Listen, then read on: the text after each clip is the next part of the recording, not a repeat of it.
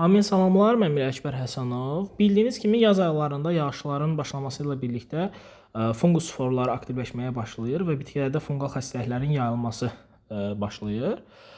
Bugünkü mövzumuzda daha çox pomidorda görülən Alternare solani fungusunun səbəb olduğu erkən yanıqlıq xəstəliyidir. Bu xəstəlik əsas olaraq pomidorun yeni çıxan yarpaqlarının alt hissələrində yayılmağa başlayır və dairəvi şəkilli saralmalar başlayaraq yarpaqlarda qurumalar gedir və fotosintez dayanır. Çünki xlorofil artıq ürətə bilmir yarpaqlar. Bundan sonra da yarpaqlar solmağa başlayır, bitki inkişafdan dayanır və xəstəlik müalicə edilmədikdə yayıldıqda meyvələrə keçərək meyvə üzərində sararmalar, qurumalar və çürümələr başlayır.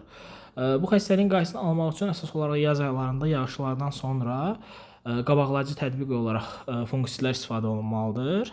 Bu zaman mankozem metaloksil, fazitil alüminium kimi həm kontak, həm sistematik fungisidlər tətbiq edə bilərsiniz və bu fungisidlərlə xəstəlik yayılmadan qarşısını ala bilərsiniz.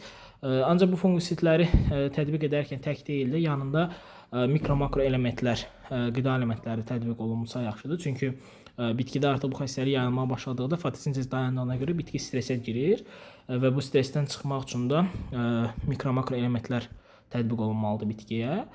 Və bundan əlavə artıq xəstəlik yayılıbsa, yaxşı olar ki, kökdən də aminoasid bitkiyə verilsin. Çünki yarpaqda əgər fotosintez artıq dayanıbsa, yarpaqdan alınım biraz zəif olacaq.